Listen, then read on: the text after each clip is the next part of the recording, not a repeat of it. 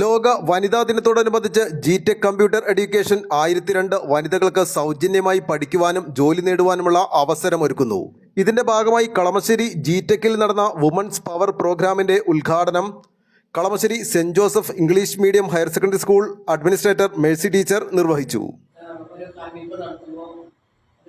ഒത്തിരി നേട്ടങ്ങളാണ് ഒരു സമുദായത്തിലും സമൂഹത്തിലും രാഷ്ട്രത്തിലും ഉണ്ടാവാൻ കാര്യമാണ്.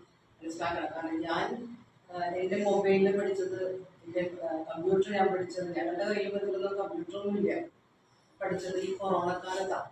കൊറോണ എന്ന് പറയുന്ന, കോവിഡ് എന്ന് പറയുന്ന ആ ഒരു മഹാമാരിയിൽ നിന്നും കരകയറാനുള്ള തത്രപ്പാട്, ഒരു എഡ്യൂക്കേഷൻ വിദ്യാഭ്യാസത്തിൽ തന്നെ കുഞ്ഞുങ്ങൾ അന്താളിച്ച് നിൽക്കുന്ന സമയത്താണ് ഈ ഒരു സംവിധാനമൊക്കെ, നമുക്ക് ഓൺലൈൻ ഒക്കെ ഒത്തിരി നമ്മൾ പഠിച്ച ഒരു കാലഘട്ടം, ഞങ്ങൾ പോലും പഠിച്ചത് ആ ഒരു കാലഘട്ടത്തിലാണ്.